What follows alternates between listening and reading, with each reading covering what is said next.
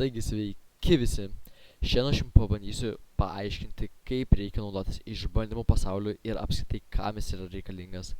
Kadangi šis dalykas yra labai naujas, ta prasme jis atsirado tik šį sezoną ir jokiuose kitokiuose serveriuose jo nėra. Labai daug iš tikrųjų žmonių nežino, kam jis, kaip jame būti, kaip ten viskas veikia, tai jo, aš viską pabandysiu paaiškinti ir jumis išmokinti. Taigi, visų pirma, kaip tenais atsidurti, tai /warp ir kairiai pusėje viršui yra išbandymų pasaulis, kaip matote, new, spaudžiame ir keliaujame. Taigi, aš greit pabandysiu apibėgti aplink visus darbus ir viską kuo greičiau paaiškinti, kuo suprantamiau. Taigi, kai jūs čia atsirasite, jūs norėsite ateiti prie šito ženklo ir tiesiog paspausti, kad gautumėte paprastą meškerę ir tada jums reikės žvejoti. Čia yra labai paprasti darbai, ta prasme, ten labai kažko grind nereikės, kažko ten suprasti nereikės. Bet jo, jūs iš fishingo galite gauti knygų, žuvies arba gali išlipti mistinė būtybė, kaip žvejys trolis ar kažkas tokio baisaus. Jo, ir jie tiesiog duoda jums XP, kaip matote viršui. Aš gau ką tik 88 XP. Su tais XP jūs gaunate levelius ir kai jūs pasieksite 10 levelį, jūs pagaliau galėsite eiti prie kito darbo.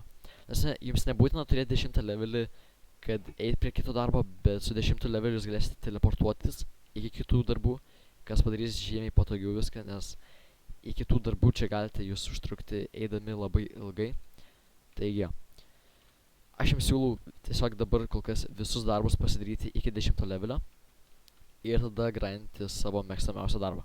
Taigi, kai jūs čia atsirasti, jūs tiesiog pradėsite griauti viską šnai iki vėl 10 levelio. Jeigu jūsų inventorius užsipildo, kiek žinau, ūkininkystėje čia sydų negalim pardavinėti, žodžiu, einate prie šito NPC-ko, paspaudžiate dešinį pelės klavišą ir parduodate viską, gaunate mobcoinų ir jo. Apie mobcoinus viską papasakosiu vėliau.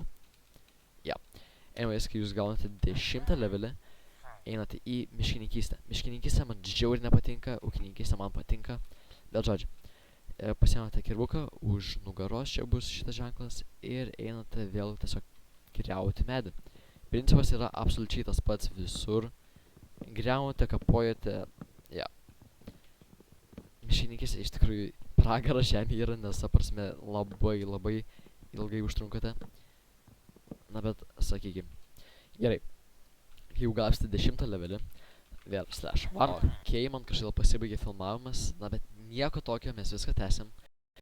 Tai kai jūs čia atsirasite, jūs bėgat, pasiemat dešiniai pusiai kirtiklį, atsiprašau, žodžiu, pikaksą pasiemat, bėgat į ją pačią ir pradedam kasti koperį ir nuo 7 levelio liktais pradedat kasti kaulą.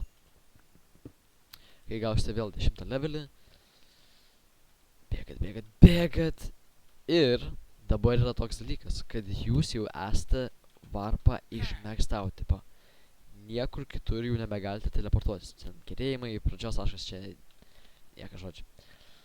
Taigi aš jums siūlau, ta prasme, kalnakasybą daugiau pragrindinti dėl to, nes apačioj tenais, gal nuo kokio 60 levelio, yra deimantai ir lazulis. Ir ta prasme su deimantais jūs galite geresnį gerą pasidaryti, geresnius itemus, pikeksą savo jau pasidaryti, kardą, armorus, o su lazuliu galite viską suenchantinti. Tai ta prasme jums tikrai labai padės per visus tos darbus. Taigi jo, aš manau, kad jūs turėtume duoti ir skirti šiek tiek daugiau laiko, net ne šiek tiek, o tikrai daugiau laiko kalnakasybai. Na bet jeigu jūs to nenorite, tai mes, manau, galime keliauti prie dar vieno darbo, kurio kažkodėl čia nėra parodyta, nėra varpe. Iš tikrųjų net nelabai žinau kodėl. Na bet tiesiog einam į pradžios tašką. Šitą galim išmest. Ir keliaujam iki šitų nuostabių, gražių ir kvepiančių gėlyčių, kur mes galime susirinkti savo kardą. Ir tiesiog einant tiesiai mes pamatome pirmo levelio miškininkus, kuriuos tiesiog uždorojam, užkapojam, gaunam levelį, gaunam pinigėlių ir jo.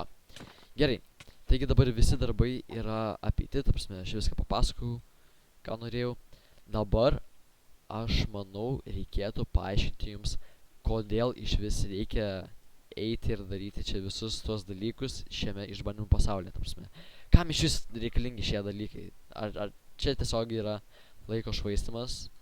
Na, keliaujam. Taigi pirma priežastis yra custom enchantai. Custom enchantai iš tikrųjų net nėra tokie ir seni.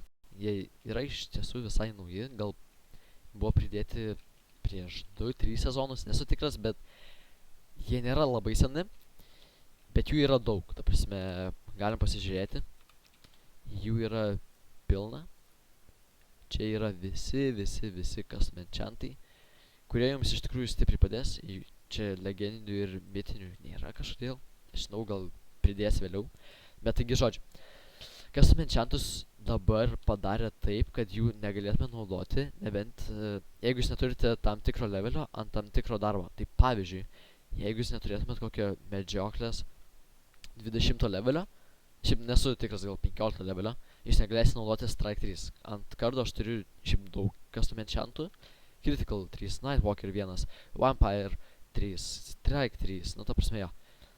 Ir jeigu jūs neturėsit normalios medžioklės levelio, jūs negalėsite naudoti šių enchantų. Kol kas aš dabar visus galiu naudoti, apart vampyro, kas yra liūdna.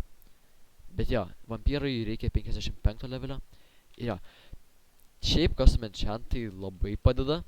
To prasme, pagreitina visus grindinimus. Ir tiesiog jaučiatės tikrai saugesni su jais. Taigi antra priežastis, kodėl jūs turėtumėte žaisti išbandymų pasaulyje, yra Mobcoin shopas. Tai jeigu mes dabar overworld'e parašysime /shop, štai čia atsirado naujas dalykas kaip Mobcoin shopas. Ir jame dalykai yra, ta prasme, wow. Čia yra įspūdingų dalykų, okei? Taigi, pradėkime nuo Netherite setą. Tai va, jūs galite gauti visą full Netherite setą su Silence Armor trimu už 1,200,000.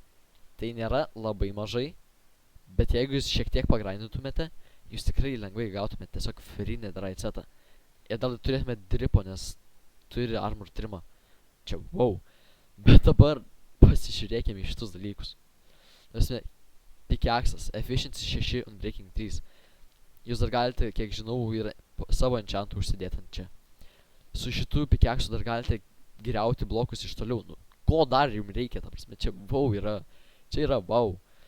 Galite greičiau trankalioti su kardu, nu, daugiau ten gyvybių gaunate, jeigu laikote šildą. Nu, čia yra tiesiog nuostabu. Nuostabu. Ir jie net nekainuoja tiek daug. Jeigu jūs šiek tiek pagrindintumėte, jūs lengvai gautumėte. Na, trečia priežastis yra rankapai. Žodžiu, jeigu jūs norite rankapinti, Jėzus Marija, kiek čia žmonių. Jeigu jūs norite rankapinti, jums reikės padaryti kažkokį questą. Man dabar reikia nužudyti miškininkus. Nu, čia kažkaip miškiai bugovai yra. Na va.